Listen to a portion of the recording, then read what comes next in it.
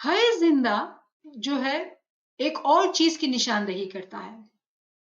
जब माँ बाप बच्चों को मुखी साहब के पास लेके जाते हैं, बैयत कराते हैं, उस बैयत में हम ये कहते हैं कि या मौला, हम तादम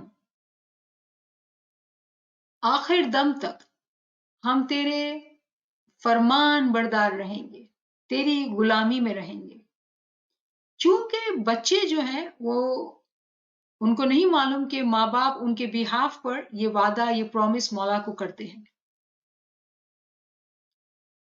जिंदा जो है वो रिन्यूअल ऑफ दिस प्रॉमिस भी है कि हम इमाम की बैयत में हैं, हम इमाम के फरमान बरदार हैं। बचपन में हम ब्लाइंड फेथ के जरिए से माँ बाप के सिखाने से सीख जाते हैं कि हमें है जिंदा करना है, लेकिन एक बच्चे का है जिंदा करना और एक अडल्ट का है जिंदा करना ये दो मुख्तलिफ बातें हैं। क्योंकि बच्चा माँ बाप के कहने से जमात खाने जाता है, माँ बाप कपड़े पहनाते हैं, वो पहुंच जाता है। एक अडल्ट अपनी मर्जी से जाता है, अपनी मर्जी से वो चूज करता है चीजों को और वो जमात खाने जाता है। तो वो कैसे विदाउट सोचे समझे है जिंदा कर सकता है? क्योंकि अडल्ट हर चीज सोच समझ के अपनी फ्री विल से करता है। तो जब एक अडल्ट इल्म वाला भी होता है तो वो जानता है कि मेरा है जिंदा करने का मकसद ये है कि मैं रिन्यूअल, तजद्दुद उस प्रॉमिस का कर रहे हैं जो हमने बचपन में इमाम से किया था कि या मौला, हम तेरे फरमान बरदार, तेरे वफादार, तेरी गुलामी में रहेंगे। या मौला, तू जिंदा और हाजिर है, तू बेशक कायम और हमेशा है। ये चीजों को समझकर हम जो है दाखिल होते हैं। और फिर जब हमने दुआ का जो रेफरेंस दिया, चूंकि रिलेटेड बात है तो इसको भी करते हैं, हम इस बात को समझते हैं कि हम अपने आप को भी रूहानी तौर पर जिंदा करना चाहते हैं ताकि उस जिंदा के साथ हम भी जिंदा हो जाएं। क्योंकि जो जिंदगी की बात की जा रही है वो रूहानी और अकलानी जिंदगी की बात की जा रही है, ना कि जिस्मानी जिंदगी की बात की जा रही है।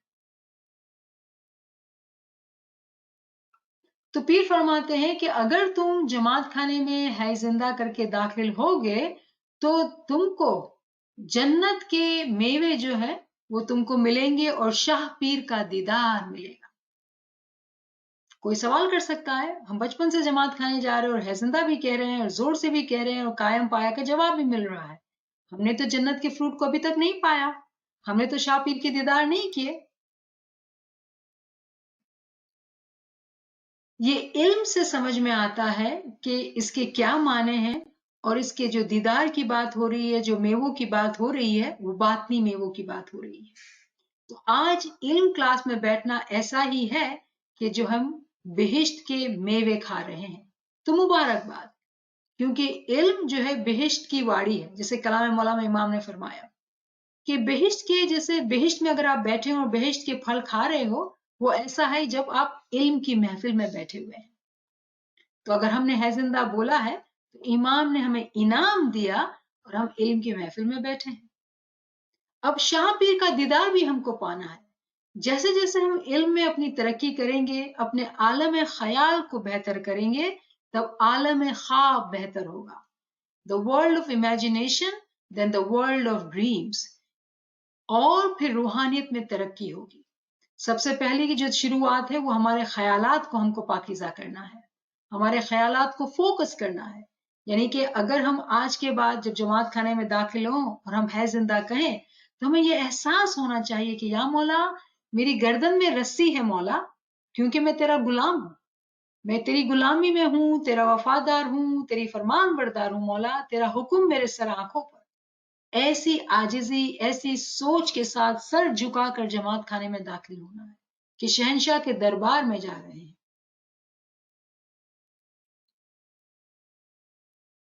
एक हदीस कुदसी, हदीस दो किस्म की होती है। जिन साथियों को ना मालूम हो, हदीस जो है वो दो किस्म की होती है। एक होती है हदीस नबवी और दूसरी होती है हदीस कुदसी। हदीस नबवी कहते हैं वो बातें जो हुजूर सल्लल्लाहु अलैहि वसल्लम ने कही, हमारे प्रॉफिट ने जो बातें हमसे कही, اسے ہم حدیث نبوی کہتے ہیں. حدیث قدسی وہ آیتیں ہیں جو خدا تعالی کی طرف سے حضور کو نازل ہوئیں، لیکن اس کو قرآن میں کسی بھی وجہ سے داخل نہیں کیا جا سکا. مثال کے طور پہ نعت علی جو ہے وہ حدیث قدسی ہے، لیکن وہ قرآن میں شامل نہیں ہوئی. تو یہ بھی ایک حدیث قدسی ہے جو کتاب 1000 حکمت سے لی گئی ہے، حکمت نمبر 305. اور یہ حدیث قدسی ہے: اے ابن آدم، میں نے تجھ کو ہمیشہ کے لیے پیدا کیا ہے اور میں خود زندہ لافانی ہوں. میری اطاعت کر جس چیز کے لیے میں تجھے امر کرتا ہوں، اور رک جا جس چیز سے میں تجھے روکتا ہوں، تاکہ میں تجھ کو ایسی حیات عطا کروں گا کہ تو کبھی نہیں مرے گا. اے ابن آدم، میں یہ قدرت رکھتا ہوں، کسی چیز کے لیے فرماؤں ہو جا تو وہ ہو جاتی ہے. میری اطاعت کر جس چیز کے لیے میں تجھے امر کرتا ہوں، اور رک جا جس چیز سے میں تجھے روکتا ہوں، تاکہ میں تجھ کو یہ قدرت دوں کہ تو کسی چیز کے لیے کہے کن اور وہ ہو جائے گی. یہ بہت ہی عالی شان حدیث ہے. اسے میں انگلش میں بھی پڑھنا چاہوں گی کیونکہ کچھ ورڈز بہت ڈیفیکلٹ ہیں. او the son of Adam, I have created you for eternity. I am ever living and I do not die. Obey me in what I have commanded you and refrain from what I have forbidden you. I will make you ever living and you will never die. O son of Adam, I am powerful that if I say to a thing be, it becomes. Obey me in what I have commanded you and refrain from what I have forbidden you, so that I may make you powerful that if you say to a thing be, it becomes.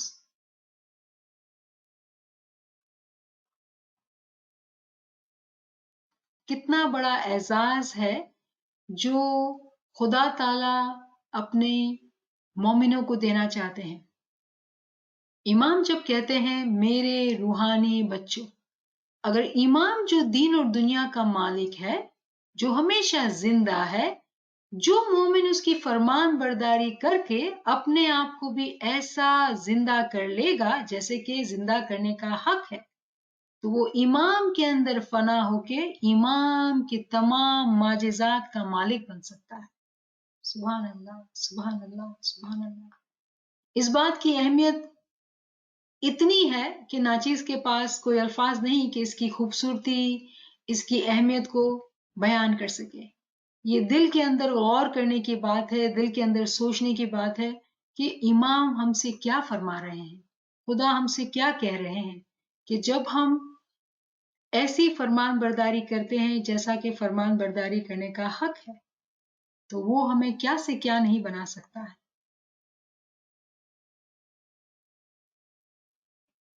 قرآن میں ایک آیت 29/64 کوئی ساتھی پڑھنا چاہیں گے؟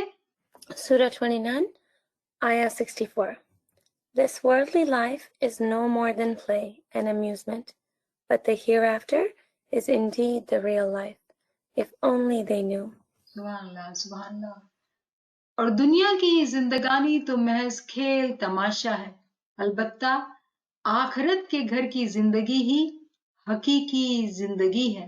کاش یہ جانتے ہوتے، کاش یہ جانتے ہوتے کہ حقیقی زندگی جو الہی کا معجزہ ہے، وہ معجزہ ہمیں حاصل کرنا ہے تاکہ ہم بھی ایسے زندہ ہو جائیں جیسے کہ زندہ ہونے کا حق ہے.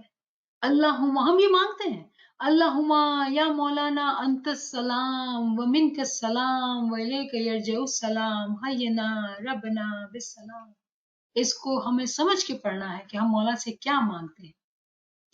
پھر ایک اور ورس 16/97.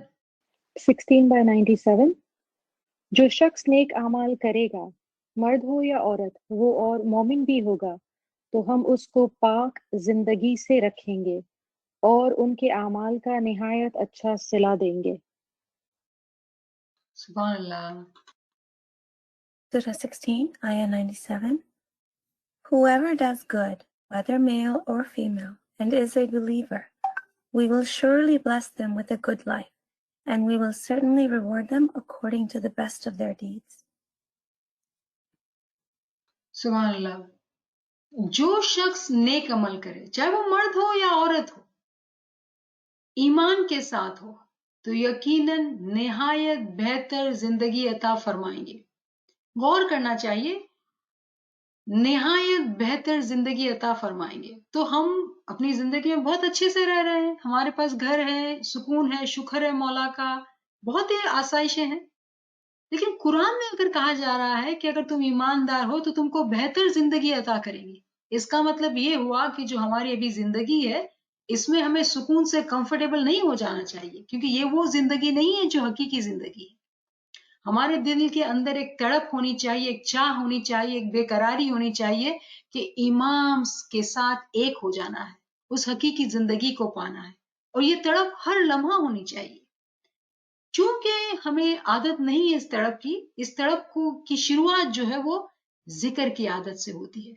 تو اسٹیپ بائی اسٹیپ جو ہم جن طرح سے پروسیسز کو فالو کر رہے ہیں، وہ اس کا مقصد یہ ہے کہ ہم جو ہے اپنی یہ عادت بنائیں کہ آگے چل کے ہمارے اندر ایک مسلسل گریہ وزاری جاری رہے کہ ہم ہمارے مولا، ہمارے معشوق سے دور ہیں. اس وقت شاید گریہ زاری نہ ہو، ہم ذکر کریں گے. تو علم والی روح جو ہے وہ درجہ بدرجہ اوپر چڑھتی ہے، کیونکہ علم والی روح جو ہے وہ پریکٹس میں آگے سے آگے بڑھتی جاتی ہے. تو تمام پریکٹسز جو ہم کلاس میں بات کرتے ہیں کہ بھئی یہ ذکر کریں، آپ فرمان پڑھیں، آپ گنان پڑھیں، آپ، یہ تمام باتیں اس لیے کی جاتی ہیں کہ آہستہ آہستہ پریکٹس کے ساتھ ہم آگے بڑھتے جائیں، اور آخر کار ہماری یہ حالت ہو کہ ہر لمحہ ہمارے اندر ایک تڑپ ہو. ایک دنیا بانے اگر کسی ہم لورز کو دیکھتے ہیں کہ وہ ایک دوسرے کے بنا رہ نہیں سکتے، ہر لمحہ خیال آتا ہے. اگر دنیا میں کبھی کسی سے محبت ہوتی ہے تو ہماری کتنی بری حالت ہوتی ہے. کہتے ہیں کہ لورز جو ہے ان کو بھوک بھی نہیں لگتی ہے، نیند بھی نہیں آتی ہے، بے قراری ہوتی ہے کہ بھئی وہ معشوق کیا کر رہا ہوگا، اور اگر وہ ساتھ ہے تو اس کو کیا اچھا لگتا ہے، میں اس کے لیے کیا کروں کہ وہ خوش ہو. یہی بات، یہی سمجھ، یہی اپلیکیشن ہم کو اپنے اندر اپنے امام کے لیے لانی ہے. یہ تو دنیا کی چاہت تھی جو کہ فریکشنز میں ہوتی ہے. امام سلطان محمد شاہ اپنے میموارز میں فرماتے ہیں کہ اگر کسی نے دنیا کی محبت کو ایکسپیرینس کیا ہے تو وہ محبت تو فریکشنز میں ہے.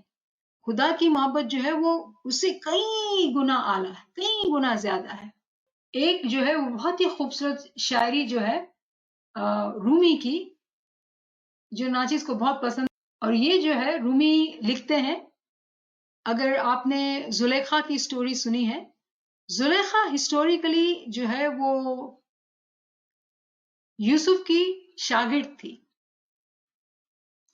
چونکہ حضرت یوسف علیہ السلام تعویل کی باتیں کرتے تھے تو زلیخا جو ہے وہ ان کی عاشق ہو جاتی ہے، اور وہ اپنی عاشقی میں کیا لکھتی ہے؟ The coriander seeds have caught fire, or the roses are opening. The king is in a good mood today. Or isn't that lucky? The furniture needs dusting, or the water carrier is here, or it's almost daylight, or these vegetables are perfect, or the bread needs more salt, or the clouds seems to be moving against the wind. My head hurts, or my headache is better. Anything she praises, it's Joseph's touch she means. Any complaint, it is his being away. When she's hungry, it's for him. Thirsty, his name is Sharbat. Cold, he is a fur. یہ بہت ہی خوبصورت جو ہے نظم. تو چلیں اس کا translation تھوڑا کرتے ہیں کہ زلیخا کہتی ہے، وہ گھر میں کام کر رہی ہے، گھریلو عورت ہے، ہاں گھر میں کام کر رہی، کہتی ہے کہ دھنیے کے جو بیج ہے نا اس کو آگ لگ گئی ہے، پھول جو نا وہ کھلے نہیں ہیں، بادشاہ کا موڈ آج اچھا ہے، فرنیچر کو ڈسٹنگ کی ضرورت ہے، پانی جو ہے وہ مٹکے میں ختم ہو گیا ہے، یا آج سبزی جو ہے بہت اچھی ہے، روٹی میں نمک کم ہے. یہ تمام باتیں وہ کر رہی ہے، لیکن اس کی جو تمام باتیں اس میں صرف اور صرف اس کے اندر جو خیال ہے وہ یہ کہ وہ تعریف کر رہی ہے حضرت یوسف علیہ السلام کی. کتنی عجیب بات ہے. کیا مثالیں سنی ہم نے. یہ رومی بتاتے ہیں کہ زلیخا کا عشق جو تھا وہ اتنا شدید تھا یوسف کے لیے کہ وہ بات فرنیچر کی کر رہی ہے، روٹی کی کر رہی ہے، بادلوں کی کر رہی ہے، اپنے سر کے درد کی بات کر رہی ہے، لیکن اس کا دھیان جو ہے وہ تمام باتوں میں صرف اور صرف اپنے معشوق کے ساتھ ہے. کیوں اس شاعری کی اہمیت ہے؟ کیونکہ اس شاعری میں سکھایا گیا ہے کہ کس طرح سے امام سے عشق کرنا ہے. That is what the friend can do when one is in such love.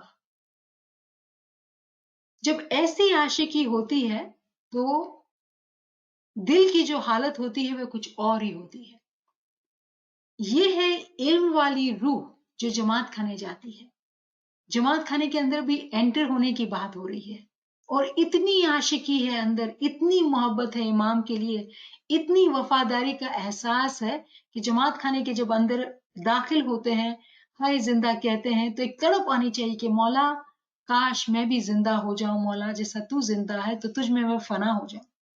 ایسی سوچ کے ساتھ ایک مومن سالک جماعت کھانے کے اندر داخل ہوتا ہے. تو آج ہماری کلاس جو ہے وہ جماعت کھانے کی تیاری، جماعت کھانے کے اندر داخل ہوتے ہوئے کیا کرنا، اور جماعت کھانے میں داخل ہوتے وقت ہے زندہ کہنا تک کا کورس تھا. انشاءاللہ تعالی اب ہم اس سے آگے جائیں گے.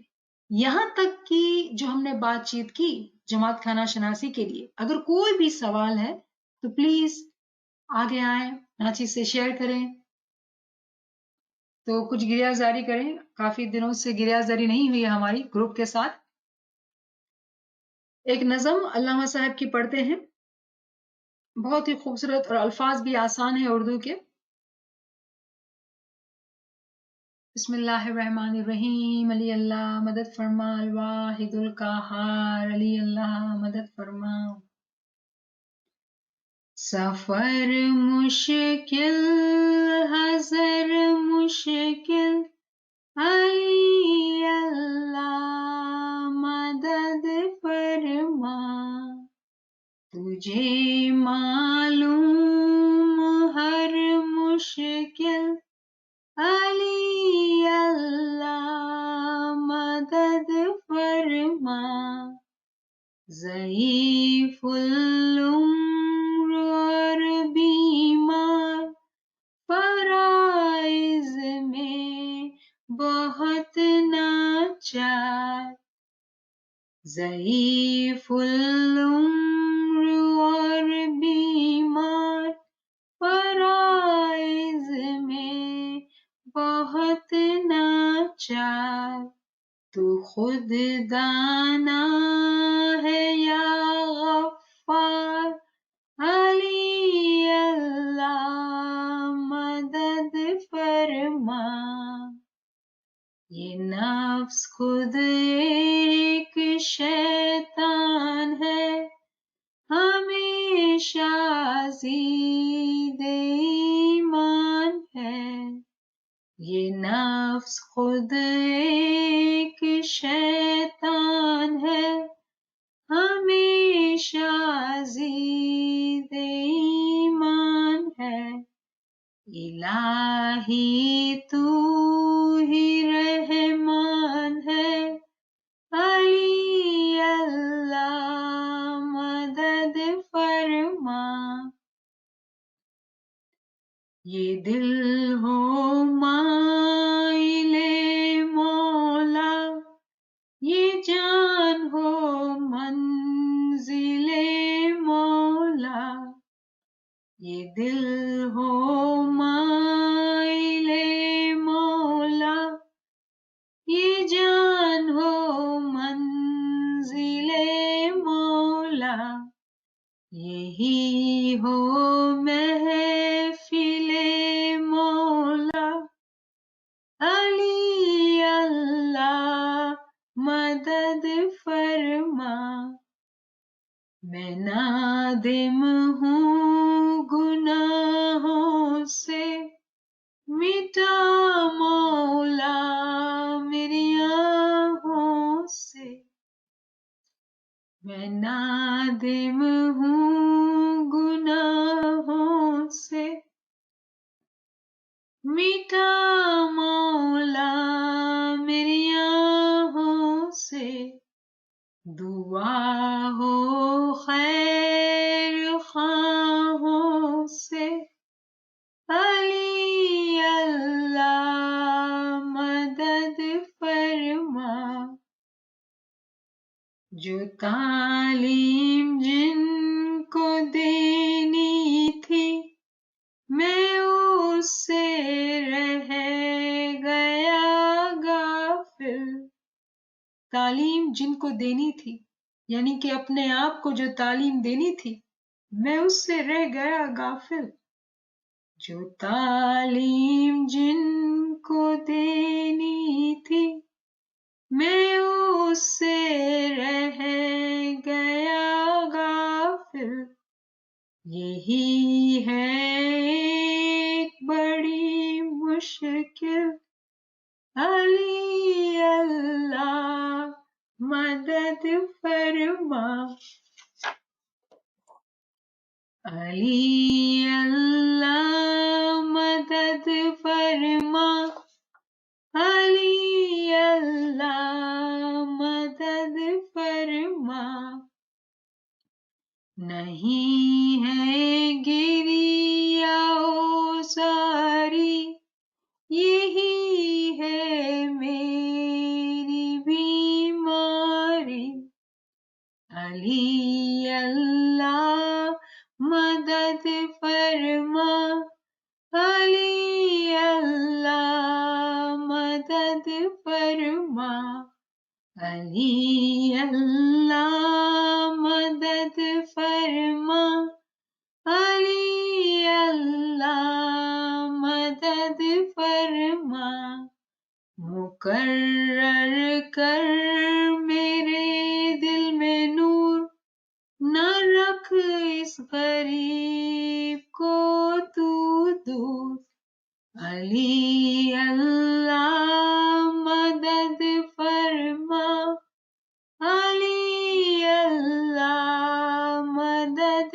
فرما، میں نادم ہوں گناہوں سے، مٹا مولا میری آنکھوں سے، دعا ہو خیر خواہوں سے، علی اللہ مدد فرما، علی اللہ مدد فرما، علی اللہ مدد فرما،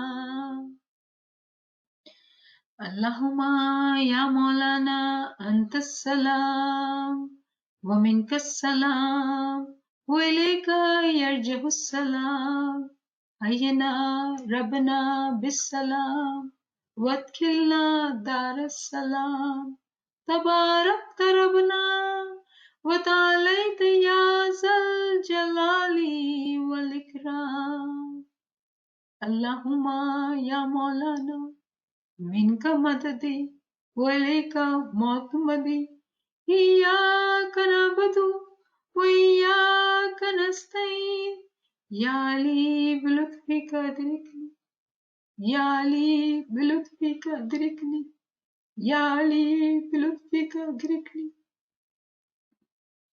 یا علی بلطفک ادرکنی، یا علی بلطفک ادرکنی، یا علی بلطفک ادرکنی، یا علی بلطفک ادرکنی، یا علی بلطفک ادرکنی، یا مولا، یا مولا ہم تجھ سے مدد مانگتے ہیں مولا، اے مولا ہماری مدد کو پہنچ، یا مولا ہم ایسی بے قراری چاہتے ہیں جو زلیخا کے اندر تھی مولا، ایسی عاشقی چاہتے ہیں مولا، ایسی چاہت چاہتے ہیں مولا، ہمارا دل دنیا میں لگا ہے مولا، نفس نے پامال کیا ہے مولا، یا مولا مہربان، یا مولا مہربان توفیق تائید ہمت و یاری عنایت کر مولا، یا مولا بلند ہمت دے مولا کہ اس نفس کو ہم مار سکے مولا، جہاد میں کامیاب ہو مولا، اور تیرے در کے غلام بنے مولا، حقیقی عاشقی کرے مولا۔ تو اتنا دینے کو راضی ہے، تو ہمیں اپنے جیسا بنانا چاہتا ہے، تو کن فیکون کا معجزہ دینا چاہتا ہے، اور ہم ناچیز، نادان جاہلیت کے اندھیروں میں پڑے ہیں مولا۔ یا مولا مہربان، یا مولا مہربان، جو تو نے خزانے رکھے ہیں مولا، اس کی شناخت دے مولا، اس کی سمجھ دے مولا۔ یا مولا مہربان، یا مولا مہربان، بس تو ہمیں روحانی اور عقلانی ترقی دے مولا۔ یا مولا مہربان، تو درجات کو بلند کرنے والا ہے مولا، حقیقی طور پہ مولا ہمارے درجات کی بلندی ہو مولا، پوٹینشیلی نہیں مولا، ایکچولی مولا۔ یا مولا مہربان، یہ تمام ساتھی جو جمع ہوئے ہیں مولا، ان کے دلوں کو دیکھ مولا، بہت پاکیزہ ہے مولا، بہت صاف ہے مولا۔ یا مولا ان تمام ساتھیوں کی ہر مشکل کو آسان کرنا مولا، ان کی نیک امیدوں کو پورا کرنا مولا۔ تمام اسماعیلی جماعت کو مولا حقیقی سمجھ عنایت کر مولا، حقیقی شناخت عنایت کر مولا۔ یا مولا مہربان، یا مشکل کشا مولا، تو مشکل کشا ہے، مشکلات کی آسانی کرنے والا ہے۔ تمام اسماعیلی جماعت کی مولا تو پشت پناہ کر مولا۔ یا مولا مہربان، یا مولا مہربان، تمام اسماعیلی جماعت کو مولا علم میں، عمل میں، عبادت میں، تیری عاشقی میں آگے بڑھانا مولا۔ یا مولا تمام میں محبت، سم، اخلاص میں خوب بدھارا ہو مولا۔